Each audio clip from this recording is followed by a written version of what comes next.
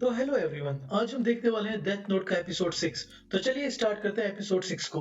तो एपिसोड 6 वहीं से स्टार्ट होता है जहां पे हमारा एपिसोड 5 एंड हुआ था। चीफ और ऑफिसर्स एल के रूम में आते हैं और देखते हैं एक अजीब से लड़के को जिसके बाल एकदम मेसी होते हैं, जिसकी आईज के नीचे डार्क सर्कल्स होते हैं। ये देख के सब चौंक जाते हैं, जिसपे वो लड़का कहता है कि मैं एल हूँ। सब उसे देख के काफी डिसअपॉइंट हो जाते हैं कि हमने जैसा सोचा था ये बिल्कुल वैसा नहीं है। जिसके बाद सब एक दूसरे के मुंह की तरफ देखने लगते हैं और एल अपनी फिंगर चीफ यागामी की तरफ करता है और कहता है बैंग। अगर मैं कीरा होता तो अभी तक आप सब मर चुके होते, क्योंकि कीरा को फेस और नाम की जरूरत होती है अपने टारगेट को मारने के लिए। खैर, इतना तो आप लोगों को पता ही होगा, ऐसे किसी के सामने अपना नाम बताना बहुत रिस्की हो सकता है। बी केयरफुल, अपनी जान को वैल्यूएबल बनाओ। जिसपे मित्सुदा कहता है कि हमें नहीं पता था कि कीरा को फेस के साथ नाम भी चाहिए। जिसपे चीफ यागामी कहता है कि जिनका नाम टीवी पे नहीं आया वो नहीं मरे हैं, जिनका आया है वो मरे हैं। एल उन्हें कहता है कि अपने सेल फोन्स टेबल पे रख दो। वो रख देते हैं। उसके बाद वो लोग रूम में आते हैं और लाइट चेयर पे बड़े ही अजीब तरीके से बैठ जाता है और कहता है कि तुम लोगों को नोट्स बनाने की जरूरत नहीं है।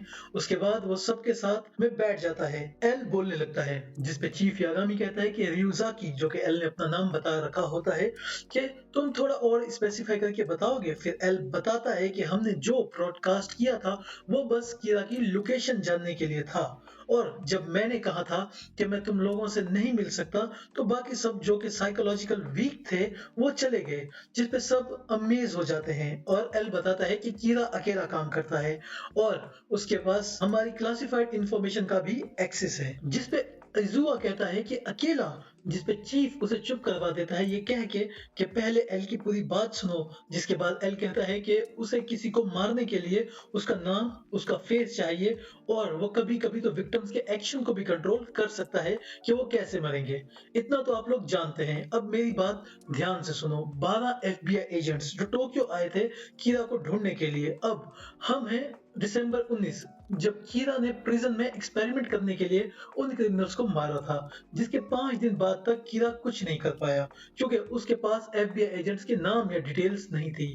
वो जानना चाहता था कि उसके पास अपने विक्टिम्स की डेथ पे कितना कंट्रोल है। अब हम आते हैं दिसंबर 27 पर, जिस पर सीन लाइट पे शिफ्ट होता है और वो सोचता है कि मैं दिसंबर 27 से लेकर दिसंबर 29 तक बहुत एक्टिव था।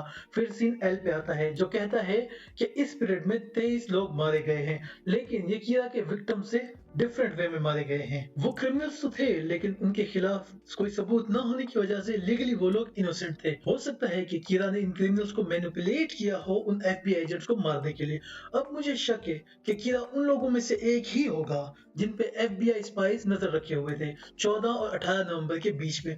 और फिर एफबीआई एजेंट्स की दी हुई फाइल्स एल चीफ और बाकी मेंबर्स के बीच बांट देता है, जिसपे कहता है कि आप लोग इन फाइल्स को रूम से बाहर नहीं ले जा सकते, लेकिन ये आपके बहुत काम आएंगी। जिसपे वो लोग खुश हो जाते हैं क्योंकि ये बहुत कम लोग थे और आपस में डिस्कस करने लगते हैं। जिसपे एल कहता है कि किसी का कोई सवाल, जिसपे चीफ कहता है कि अपना फेस दिखा के तुम ऑलरेडी हार चुके हो इस केस में। जिसपे एल कहता है कि मैं केस हार सकता हूँ लेकिन जंग मैं ही जीतूंगा, और कहता है कि मैंने हम सबको इसलिए एक्सपोज करवाया है ताकि कीरा को यह पता लगे कि हमें जान की परवाह नहीं है, हम उसे पकड़ कर रहेंगे। उसके बाद चीफ सोचता है, जब इसे पहली बार देखा था तो मुझे डाउट था, लेकिन अब मुझे यकीन है कि यही एल है। फिर एल कहता है, जाने से पहले मुझे तुम सबसे एक एक करके अकेले में बात करनी है। और जिसपे ऑफिसर्स कहते हैं कि इसे अब भी हम पे ट्रस्ट नहीं किया।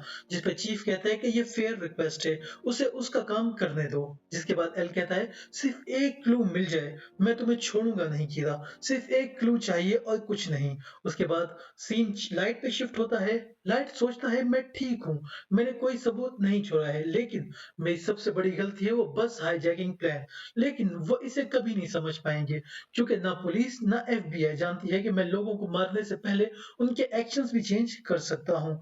जिसके बाद लाइट बताता है कि मेरे पास हमेशा डेथ नोट का एक पेज होता है सेफ्टी के लिए। उसके बाद सीन शिफ्ट होता है, हमें ट्रेन में रे पेनबर्ग की गर्लफ्रेंड दिखाई देती है जो सोच रही होती है कि बस हाईजैक और रे का मरना ये कोई कोइंसिडेंस नहीं है। वो पुलिस हेडक्वार्टर जाती है डिटेल्स देने और वहीं लाइट आ जाता है जो कि अपने पापा के कपड़े देने आया तो होता है, जिसपे ऑफिसर्स लाइट से पूछता है क्या तुम भी कीरा के केस को सॉल्व करने में हेल्प करोगे? जिसपे लाइट कहता है कि श्योर मैं जरूर करूंगा और एल से पहले उसे पकड़ लूंगा। और उसके बाद लाइट रे की गर्लफ्रेंड को कहता है कि मेरे पापा कीरा केस के इंचार्ज हैं, तुम चाहो तो मैं तुम्हारा मैसेज उन तक पहुंचा दूंगा। उनका फोन भी ऑफ है अभी क्योंकि बहुत सारे ऑफिसर्स कीरा के डर से ये केस छोड़ गए हैं। जिसके बाद वो और लाइट बाहर आ जाते हैं और कीरा के बारे में डिस्कस करने लगते हैं। जिसके बाद लाइट कहता है मैंने तुम्हें अपना नाम नहीं बताया, मेरा नाम है लाइट यागामी।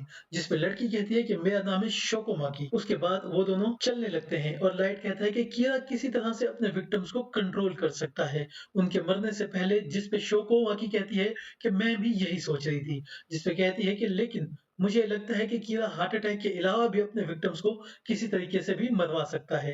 ये सुनकर र्यूक और लाइट दोनों शॉक हो जाते हैं। उसके बाद वो दोनों चलने लगते हैं और फिर लाइट कहता है कि तुम इतना सब कैसे जानती हो? और वो बताती है कि उसने एक एजेंट को कुछ दिन पहले मार डाला जो कि मेरा मंगेतर था और वही था जो कीरा से मिलने भी गया था।